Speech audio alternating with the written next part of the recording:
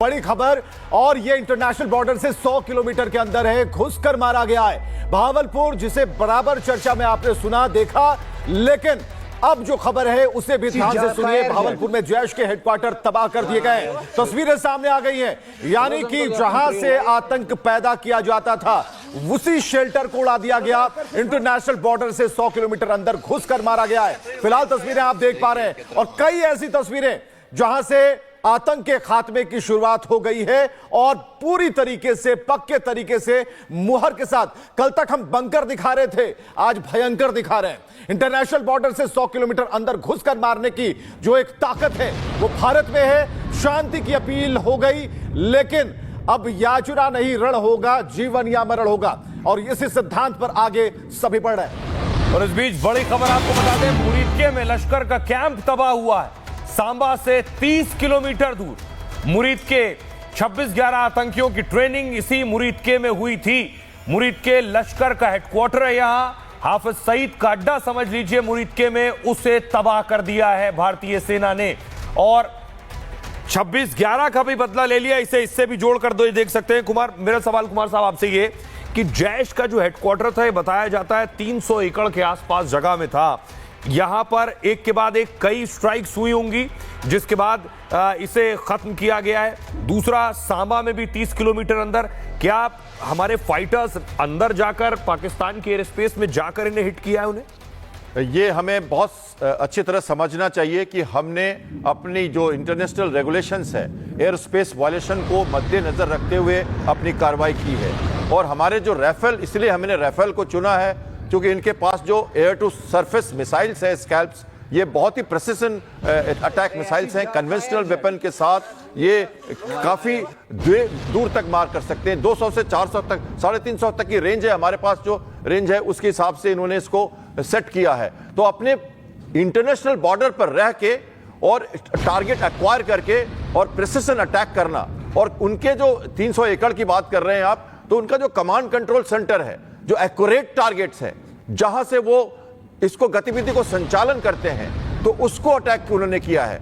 और ये एक साथ उन्होंने कई मिसाइल्स दागी हैं, इसलिए क्योंकि अगर एक साथ एक एक्यूरेसी के साथ एक मिसाइल जा रही है तो दूसरा जो टारगेट बगल में होगा उसके लिए दूसरी मिसाइल चाहिए। तो स्कैल्प मिसाइल एक प्रूवन मिसाइल है, कई ऑपरेशंस में इनका यूज किया जा चुका है। और राफेल ने अपनी सीमा में रहते हुए टारगेट एक्वायर करके सटीक निशाना दागा है, और इसमें हमने एयर स्पेस वायलेशन नहीं की है। इसलिए हम अपने अधिकार क्षेत्र के अंदर रहे हैं और हॉट परस्यूट का अधिकार हमने उपयोग में लाया है, और उस हिसाब से अब रिटेलिएशन करना उनके ऊपर है। सर, इस तरह की जानकारी मिल रही है कि भावलपुर में ये जो जैश का हेडक्वार्टर है, लोग जो वहां हैं चश्मदीद, वो बता रहे हैं कि बारूद की गंध आ रही है, क्योंकि एक के बाद एक 4 स्ट्राइक हुई है उस जगह पर, उस जैश के हेडक्वार्टर पर।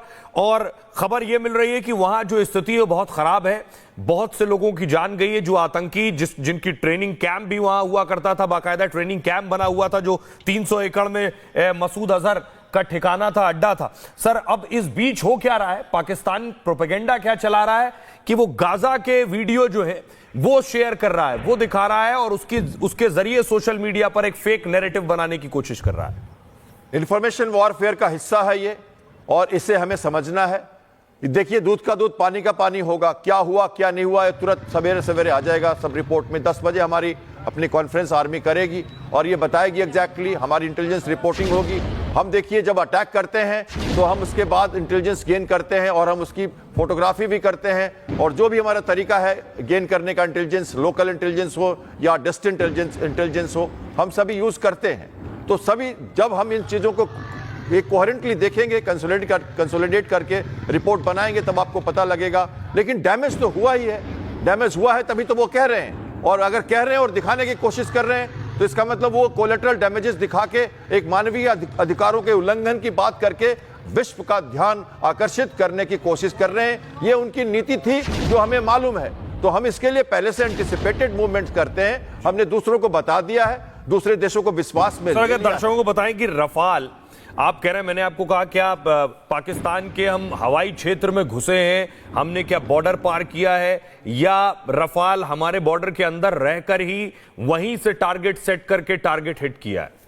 देखिए, ये जो टारगेट्स हैं ये हमारे रफाल के स्कैल्प रेंज के वेल विद इन लिमिट्स हैं और इसलिए रफाल का यूज किया गया है। देखिए, आपकी श्रीनगर से ही डिस्टेंस रावलपिंडी की ले लो तो आप करीब 150-160 किलोमीटर इस तरह से बनती है।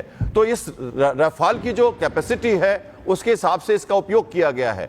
और अगर हम सही मानते हैं कि जो हम कह रहे हैं और जो हमारी रिपोर्ट जा रही है रफाल की और स्कैल्प की फायरिंग हुई है, तो ये बिल्कुल अपने इंटरनेशनल जो आईबी है हमारा उसके अंदर रह के इसको किया जा सकता है और इसलिए हमने एयर स्पेस वायलेशन नहीं किया है और हम उनके क्षेत्र में नहीं गए हैं। हमने अपने क्षेत्र से ही डिस्टेंट फायरिंग करके बियॉन्ड द रेंज हमने यूज किया है अपने surface to air to surface missiles को, जो हमारी कैपेबल मिसाइल्स हैं जो फ्रांस के रफाल की हैं और एक बेहतरीन ऑपरेशनली प्रूव्ड है और इसलिए एक्यूरेट टारगेट पे हिट करके उन्होंने धुआं कर दिया है। बारूद की गंध उनको दिखाई पड़ रही होगी, बारूद का विस्फोट भी सुनाई पड़ रहा होगा।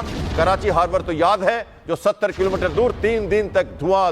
सर, ये जो स्कैल्प मिसाइल है खास तौर पे जिनका इस्तेमाल किया गया, ये फ्रांस और यूके के जरिए बनाई गई मिसाइल है और खास तरह से जिस मिसाइल का इस्तेमाल किया गया है ये हाफिज सईद का ठिकाना और मसूद अजहर का ठिकाना उड़ाने के लिए यह मिसाइल खास तौर पर बंकर को टारगेट करने के लिए सर बनाई गई है। बंकर्स को टारगेट करती है और उन्हें तबाह करती है। स्टेशनरी टारगेट्स और फिक्स टारगेट्स के लिए यह मिसाइल प्रूवन है और जैसे इंफ्रास्ट्रक्चर फैसिलिटीज हुई, जैसे ये बंकर्स हुए, हार्डन टारगेट जो हैं, जो हार्डन टारगेट्स हैं उन पे लॉक इन करती है और जब फायरिंग के बाद ये जब टर्मिनल फेज पे आती है तो ये जमीन की सतह से जस्ट 30 मीटर ऊपर जाके nap of the earth flying करती है। इसलिए इसको रडार से डिटेक्ट करना मुश्किल हो जाता है, इसको समझना मुश्किल हो जाता है और एयर डिफेंस भी कामयाब नहीं हो पाता। तो ये जो इसके जो प्रोफाइल है इसकी रन करने की, जो फायरिंग के बाद इसकी रन की प्रोफाइल है वो इतनी जबरदस्त है कि ऐसे टारगेट के लिए वेल प्रूवन है और कई बार इसका ऑपरेशनल। एक और बड़ी खबर आ रही है सर, मैं आपको रोकना चाहूंगा। गुलपुर में आतंकी ठिकानों पर मिसाइल स्ट्राइक, इस वक्त की बड़ी खबर। एलओसी से 35 किलोमीटर दूर गुलपुर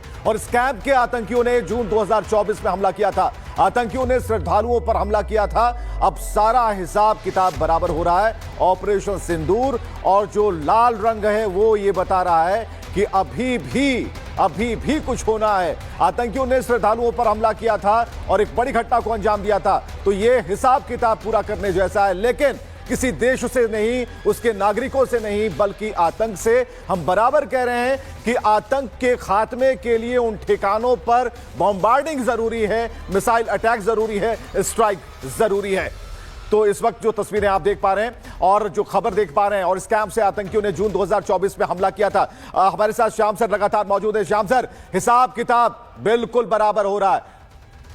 बिल्कुल बराबर हो रहा है। हमने उनको कहा था आप ऐसी गलती मत करो। हमने 19 में अमन चैन स्थापित किया, हमने कश्मीर को एक शांति की जगह बनाई और हमने वहां पे टूरिज्म बढ़ाया। 35 लाख से ज्यादा रिकॉर्ड टूरिज्म वहां हो रहा था। आपने हमारे उस टूरिज्म पे घात किया, मानवता पे घात किया, निहत्थों पे घात किया। मानवता के जो जितनी भी बातें हैं उसका सबका उल्लंघन किया आपने और गलत किया आपने हमारे लिए।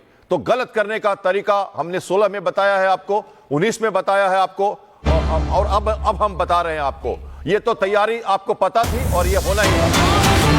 स्ट्राइक्स जो की गई हैं और जो अलग अलग लोकेशंस को स्ट्राइक की गई हैं उसमें लश्कर का सवाई कैंप भी तबाह हुआ है।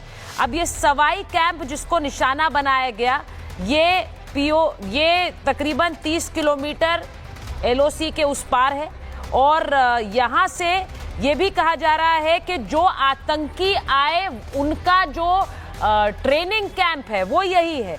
गुलमर्ग में 24 अक्टूबर को जो हमला हुआ, पहलगाम में 22 अप्रैल को जो हमला हुआ और इसी के साथ साथ सोनमर्ग में जो 20 अक्टूबर 2024 को हमला हुआ था, ये सारे आतंकी इसी सवाई कैंप से आते हैं जो लश्कर-ए-तैयबा का ट्रेनिंग ग्राउंड है। इसका सीधा मतलब ये है कि इंटेलिजेंस ने जो टेरर लोकेशंस दी, उन टेरर लोकेशंस के ऊपर ये हमले हुए।